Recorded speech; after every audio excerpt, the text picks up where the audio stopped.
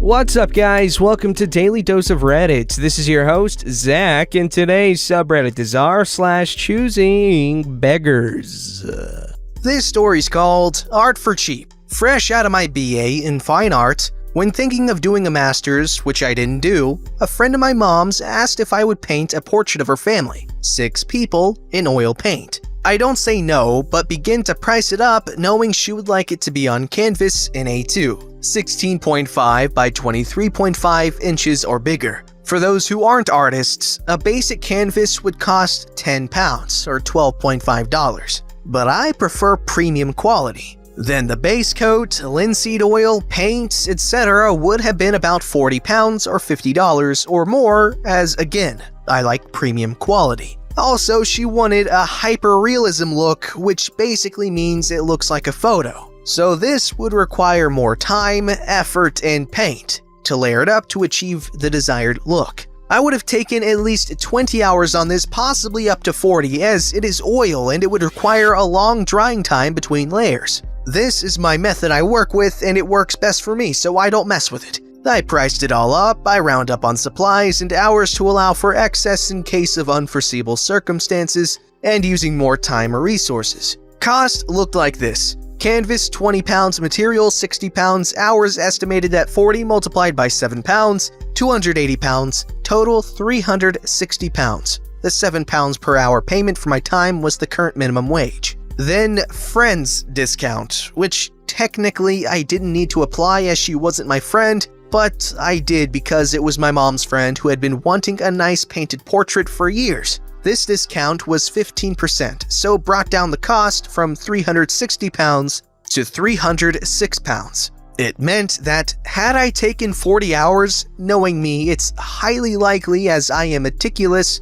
I would have worked for 7 to 8 hours for free as I couldn't budge on materials or canvas. No painting without this. For the size, skill, and experience, she knew my qualifications and had seen my work. It was a bargain. I personally didn't seek to do it, but was keen on the idea with payment as I was very busy at the time with work. I was able to shift things around to fit the time in. She heard the price and saw the figures and said she was hoping I would do it for £20 or $25 or less. No. I explained that she had a discount applied and referred back to the quota. She still asked for £20 and I said that won't even buy the canvas. A good quality one that is sturdy and will last, let alone the materials. She persisted and acted like she was doing me a favor by letting me paint her family. I reminded her I am a university graduate with a good grade and don't need this help. I explained that I am not going to pay money from my own pocket to paint a huge picture when I'm busy enough, but was willing to make an exception if she was to pay the full price. I also reminded her that I don't owe her anything.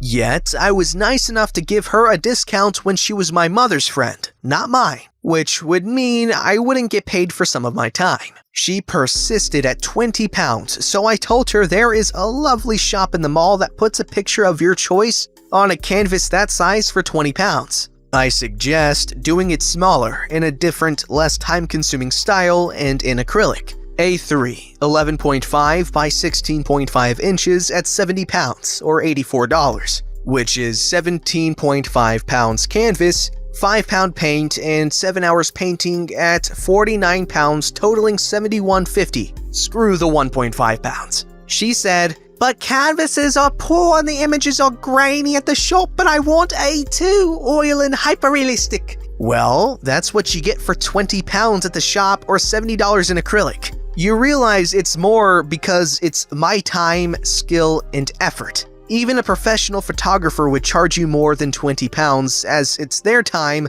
skill, and effort that you're paying for. If you want a painting in oil with my skills, it's now £360. I can only do I thought it was £306 before. Why is it £360 now? You no longer get the friends and family discount. She didn't get the painting, and my mom, also an artist but in a different style, and not with oil, doesn't speak to her anymore. She was horrified at what the woman was asking. Bench. Painting is meticulous work, okay? I suck at it. I've never, ever been a good artist. So, I can't even begin to know all of the work that goes into making a hyperrealistic painting, because think of all the shading you have to get right and all the lighting and the shadows and the textures. It just gives me anxiety thinking about it. So guys, know your worth and don't let people lowball you like that. This story's called Entitled People Meets Choosing Beggars with a Touch of Malicious Compliance and a Twist. This is the mother of all Reddit posts. But first, the obligatory statements. I'm on mobile and exhausted, so I probably will have typos. The backstory. My best friend through high school and I both enlisted in the military. I went Guard, he went Army Reserves. We talked in our senior year about a town a few hours away that had multiple gold mines and an amazing economy. We talked about renting a spot out there and going to work at the mines to save up some cash and get a good start. This was just idealism, and we had no intent to actually follow through. A few years go by, I married my high school sweetheart, and he married some girl I don't really know how he met. I worked my way up through restaurants while in the Guard, and my district manager offered me a raise, moving expenses, and a promotion within the year if I moved to the gold mining town to open a new restaurant. I jumped on the chance as the pay, $40,000 salary with promotion to $65,000 within the year, and $3,000 for moving was great at 20 years old. This is where the crazy starts. I told my friend, we will call him Jay for jerkwad,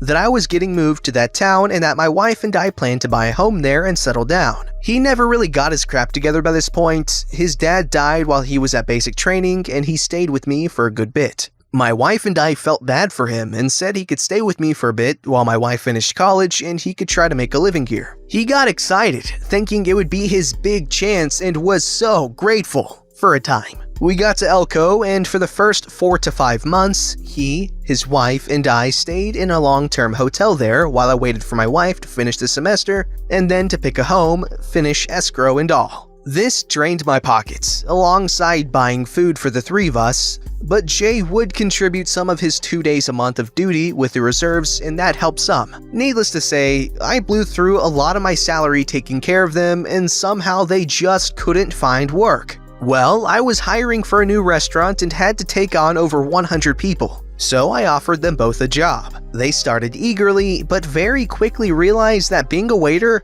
is more than just writing orders and goofing off. They immediately became a huge issue, and would often boast that they were my friends and that they were the best at the job and deserved whatever things they thought themselves entitled to. Their first write-up came within maybe 2 weeks at most. They seemed incapable of doing the most basic things, and weren't putting the thought/time into figuring out their job, despite me trying to train them and coach them.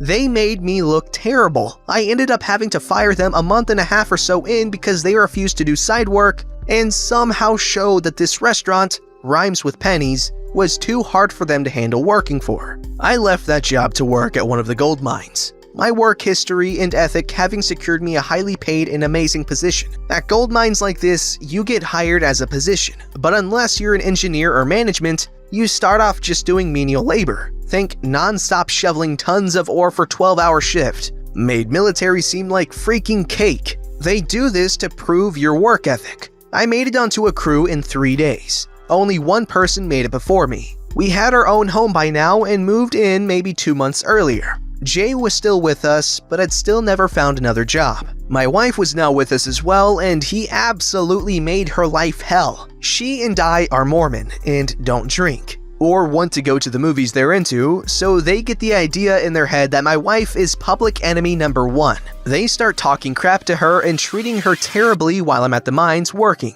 Rotating shifts, so 4 to 5 hours bus round trip and 12-hour shifts. To the point she stopped leaving the room unless it was to make dinner for when I got home. She didn't talk to me until it was getting bad. Here is where Jay and my wife get into a war. Jay doesn't like where we keep our dishes. He rearranged the cups.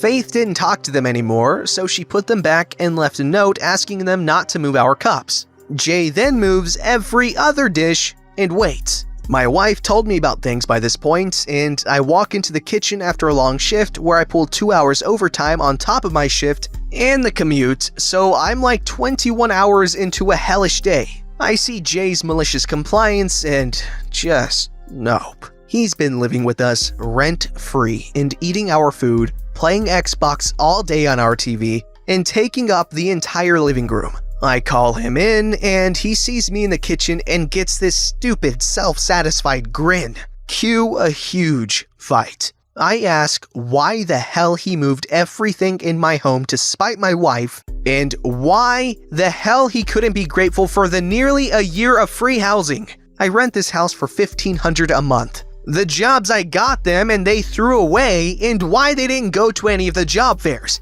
which is how I got my mine job. It should be said by this point, I also was in a major car wreck, and despite my injuries qualifying me as disabled, I pushed my body to the limits to keep my job and stay in the National Guard. He starts screaming, "You have no idea what she's like when you're not here." I reply, "True, but sadly I know exactly what you're like when I'm not here. This is her house. You're just a guest." He then picks up the footrest thing from my nice recliner and chucks it across the room in a tantrum. I tell him it's done. He needs to get the hell out now. I won't tolerate him breaking my crap and getting violent. He screams that he'll leave, but "You better help me get my stuff out tonight or I'm not leaving." Smugly, I tell him that no, I'm injured and don't owe you a damn thing. Jay yells back, "You're so bimbo-made, acting like you're all hurt and crap. Freaking female anatomy part." I shoot back. "At least I can provide for my family. Your pregnant wife is gonna be living in the box if you're the provider. But then again, I don't know if you could hold that down either." He started getting up in my face and I told him he could stop threatening me and leave or I'd grab my gun and ensure his threats stop. He leaves and calls two people he knew nearby that for some reason liked him and his wife. The man in that couple loudly threatened me while grabbing Jay's crap, but I just sat outside my room, my wife was inside it, with my gun holstered on my hips and let them get their meager belongings and leave. They stole some of our stuff when they left, but it was worth it to get them out. They also picked their noses and left their boogers on their bedroom walls for months apparently. Disgusting freaking goblins. We let one of my coworkers take the extra room they vacated when he lost his home, and by God, he was so much better than my best friend I'd known and helped through losing multiple family members and tried giving him a shot to get ahead in life. Sorry for the super long post. It's cathartic to post, to be honest. I still can't believe how much of an entitled D-bag Jay was. Dang, 20 years old and you're already doing all that? That's impressive, dude. I know for a fact I'm not making that much at 20 years old. This stuff happens a lot, and it's really sad. You give someone your all to help them out, and they just take advantage. It's way too common. This story is about a childhood friend of mine. We'll call her ChoosingBeggar, and me. I wanted to share it for a while, but didn't find a suitable subreddit. Maybe this is the best place for it, but it's not your everyday choosy beggar. ChoosingBeggar and I are of the same age, born only a month apart in the same neighborhood. Our mothers have been friends since high school and obviously had their maternity leave roughly at the same time. So we'd been raised together, almost like sisters. We have been friends for as long as I can remember. She was my rock whenever I was bullied. I grew very tall very fast, so you can imagine how many times I've been called a giant, a giraffe, etc. I had good grades and liked to read, so people called me a nerd, a dork, a no-lifer all the time. Whenever I went through a breakup and whenever I fought with my mom, and vice versa. In high school, I had the best grades in class, was training track and field very seriously, so I didn't smoke or drink and I only went to parties when there was some really big event. But ChoosingBeggar chose a slightly different path. She had started partying multiple times a week, skipping school and smoking. We were both mature enough that we realized we're simply different people and that our different paths don't mean we can't be best friends. This was true until a few years ago, when I started wondering if the emotional blackmail was still worth it. Now, the ChoosingBeggar story begins. I went on to study chemistry and am working on my PhD at the moment, while she went to a cosmetic school, which she didn't finish. Anyway, she got a job at a salon and she's doing nails and lash extensions. I was happy and excited for her because she always wanted to do something in cosmetics. When she was practicing her techniques, I was her model all the time. And I didn't care if I had to lay still for 5 hours, if she accidentally glued my lashes together, filed my nails a bit too much, etc. But now that she's experienced and good at her job, she doesn't need me modeling for her anymore. And I honestly don't want to get my nails done because I ruin them after like 3 days in the lab, and lash extensions simply don't appeal to me. Choosing Beggar understands that nails are impractical to me, but she doesn't want to get it into her head that I don't want my lashes done. So sometimes when I run out of excuses, I can't even go to her salon. I always insist on paying at least something. They charge clients $80, but she never wants to take my money. We even got into a serious argument because of that. Her reasoning is that I'm de facto her sister. We don't have any other siblings, and she will be dead before she takes my money because I gave her so much already, always supporting her even when her mom didn't. But she takes other kinds of payments. She uses the fact that she does lashes for me all the time. For example, "You have to spend a whole weekend with me," in the spa resort of her choosing, and me paying obviously, and she doesn't care that I have work to do or study. "Cook for me, take me to drinks because I do my work for free." We always go to a restaurant of her choosing. Expensive, of course, and I always have to pay. At the beginning, I said to myself that this is totally reasonable. She does her work for free, so I'll treat her to a few dinners,